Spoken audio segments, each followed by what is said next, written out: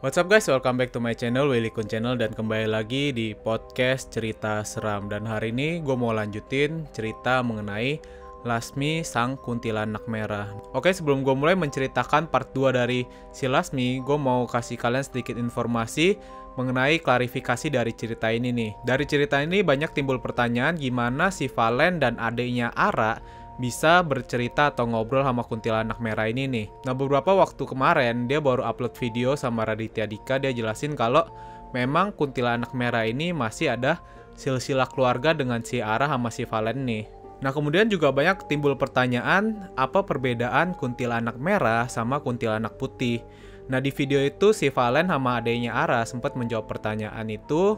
Dia bilang kalau kuntilanak merah memang memiliki power atau kekuatan mistis yang lebih kuat. Jadi kalau kita baca tweetan dia sering kayak break dulu terus nunggu gimana moodnya si Lasmi ini sebagai sang pencerita yang sebenarnya mau nggak ceritain. Kalau dia nggak mau ceritain ya si Valen sama si Ara ini nggak bisa langsung maksa si Lasmi karena dia memiliki kekuatan yang cukup besar, sehingga secara nggak langsung si Valen sama Ara ini yang membantu menceritakan kisahnya juga kena dampaknya dari kekuatan yang saking besarnya ini nih. Tapi dari cerita ini, @valenjaman dan adenya Ara ini juga menjelaskan kalau sebenarnya si kuntilanak merah ini, Lasmi, adalah kuntilanak merah yang suka melindungi ibu-ibu yang sedang hamil gitu. Jadi kalau misalnya ada hantu-hantu lain yang mau mengganggu ibu hamil, dia akan terbang di sekitar ibu hamil itu kemudian menjaganya. Dan menurut gue pertanyaan yang paling banyak ditanya orang adalah cerita ini beneran mereka alami atau mereka arang nih. Nah, di situ di videonya yang dibuat oleh si Valen, dia mengklarifikasi kalau 100% cerita ini asli dan gak dikarang sama sekali. Makanya dia harus minta izinnya si Lasmi nih, si kuntilanak merah ini, untuk menceritakannya kapan dia mau atau boleh gak ceritain. Nah, itu dia guys informasi sebelum gue mulai menceritakan kisah si Lasmi kuntilanak merah. Oh iya, sebelum mulai lagi jangan lupa untuk selalu support channel ini dengan cara klik tombol subscribe-nya aja di depan layar kanan kalian, di pojok kanannya nih. Tinggal klik tombol subscribe-nya, kemudian klik tombol loncengnya karena subscribe itu gratis dan membantu channel gue untuk berkembang. Dan kalau kalian dengar podcast cerita seram di Spotify, tinggal klik tombol following-nya aja ya guys. So, langsung aja kita lanjut ke part 2 dari cerita kuntilanak merah Lasmi. Gusti, badan gua sama adek gua sekarang sakit banget. Mau izin ke Lasmi, lanjutin ceritanya.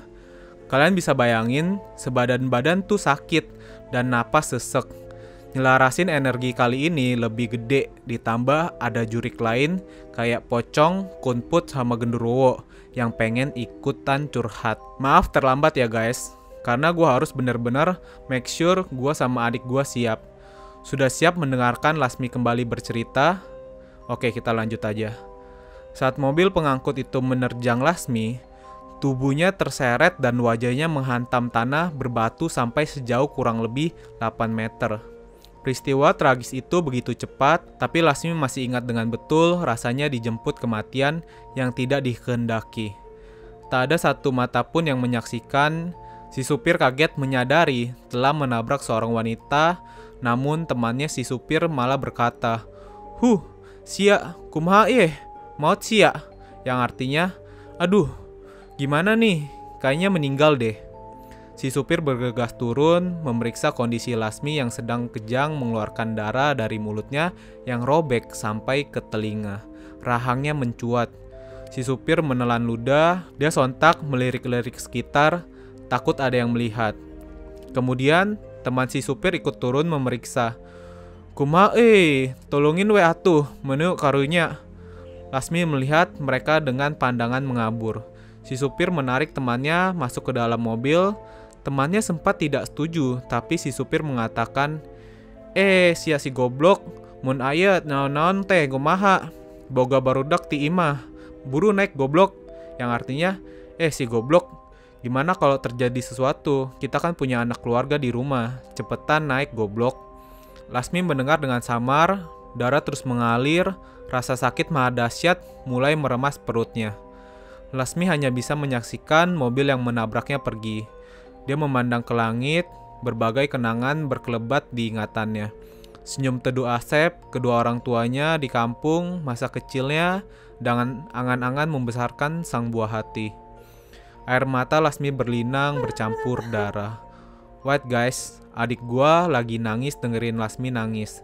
Dada gua juga sesek banget. Lasmi bilang, "Kenapa kematianku seperti ini, Ara? Apakah aku pernah berbuat jahat? Kenapa?" Sayang, gua gak bisa dengerin suara tangisan Lasmi. Gue cuma bisa bayangin betapa pedih tangisan itu. Darah menggenang kental di tanah, rasa sakit di wajahnya dan perutnya keji meremas tanpa ampun. Lasmi tahu dia akan mati, tapi dia tidak mau kehilangan bayinya. Utun. Lasmi berusaha mengusap perutnya dengan tangannya yang patah sekuat tenaga yang sudah raib. Lasmi perlahan merasakan tubuhnya dingin, dia kehilangan hidupnya dan bayinya. Pandangannya yang buram melihat banyak raut tak kasat mata menyaksikannya sedang dijemput ajal. Mungkin dia masih tertolong seandainya ada yang melihat. Seandainya saja. Itu kalimat di benak Lasmi. Lasmi tiba-tiba bilang ke adik gue, "Tolong jangan bayangin kematianku." "Ya gimana dah, kan udah ke-tweet. Ai mane jurik kumaha," katanya minta didengerin ceritanya. "Tunggu ya guys, gua sama adik gua benar-benar capek. Dada gua juga sesek tapi kaki dingin. Ada 4 jurik di luar pada nontonin kami cerita. Ditambah ada orang yang nyoba jahil. Tolonglah, kami cuma nyampein cerita Lasmi. Gak bermaksud mau sombong atau apapun. Lasmi masih sensitif." Oke lanjut. Gelap dan kosong. Matanya tertutup sempurna dengan air mata yang menetes, membayangkan sejenak sosok-sosoknya sebagai ibu. Namun, takdir tidak memberinya kesempatan untuk Lasmi mengalaminya. Lasmi lagi sekarang termenung di samping adik gua. Tiba-tiba saja, Lasmi merasakan rohnya keluar dari tubuhnya, rasanya sakit tidak bisa dideskripsikan. Lasmi semalaman berdiri memandangi jasadnya yang naas sampai ditemukan oleh warga saat pagi hari. Lasmi hanya menangis dalam diam.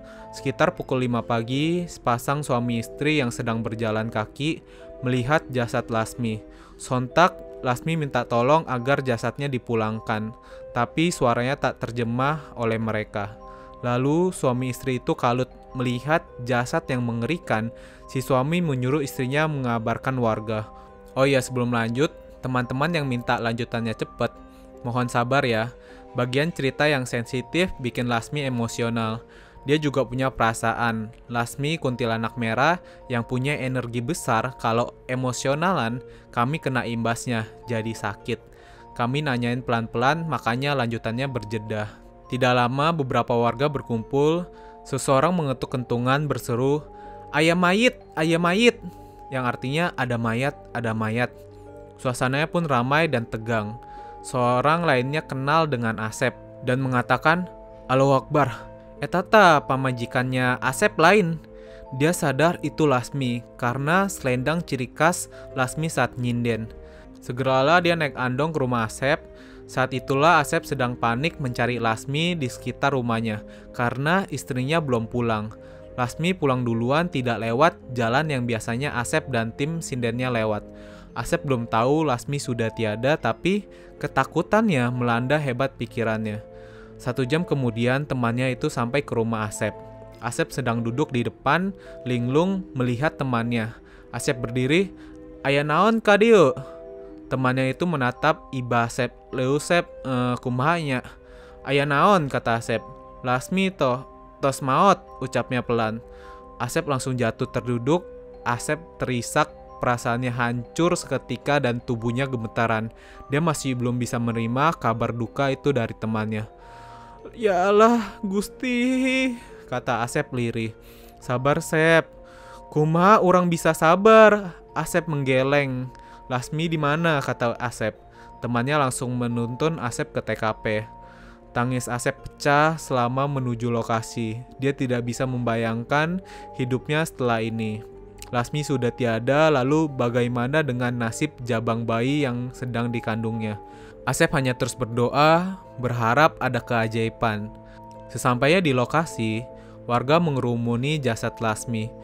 "Ya Allah, meuni karunia pisan," ucap mereka sambil memegang mulut, yang artinya, "Ya Allah, kasihan banget. Asep menembus kerumunan dengan hati terkoyak. Dia mendapati Lasmi yang sudah terbujur kaku. Asep jatuh memeluk jasad Lasmi. Yalah, Neng. Guys, biar gua nggak ngetik 2 kali, pakai bahasa Indonesia aja ya. Aser yuk, biar gampang ngerti. Harapan akan keajaiban sirna saat Asep melihat gumpalan darah yang mengering di kaki Lasmi. Asep sudah kehilangan 2 nyawa yang dicintainya, sorot matanya redup, warga iba kepada Asep yang bergeming dalam isaknya. Roh Lasmi pun hanya menangis, dia ingin sekali memeluk Asep. Bersama temannya, Asep menggotong Lasmi dengan keranda bambu, jasadnya ditutup kain, lalu keranda dinaikkan ke andong. Roh Lasmi duduk di sebelah Asep. Sepanjang perjalanan, Lasmi menggerakkan tangannya seolah menggenggam Asep. Suaminya itu melamun memandangi jasad Lasmi. Asep mengusap cincin kawinnya di jemari Lasmi.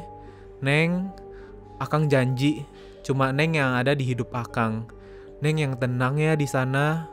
Roh Lasmi mengangguk pelan, lalu sayup-sayup terdengar suara isakan.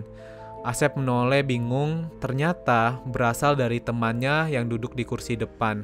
Hari itu juga, Lasmi dimandikan, rumahnya ramai ucapan sungkawa. Para tetangga yang dulu mencibir merasa bersalah. Mereka meminta maaf kepada Asep dan mendoakan Lasmi. Asep menanggapinya sekenannya dan berusaha tersenyum. Masih terbayang betapa Lasmi sedih dengan cibiran mereka. Namun, ada tetangga yang bergunjing, Eta, si Lasmi meninggalnya pas lagi hamil. Ih, gimana nanti? Gimana apanya, kata yang lainnya. Ya, begitulah. Tetangga lainnya berbisik, Hus, jangan diomongin. Mereka diam dan saling lirik-lirikan.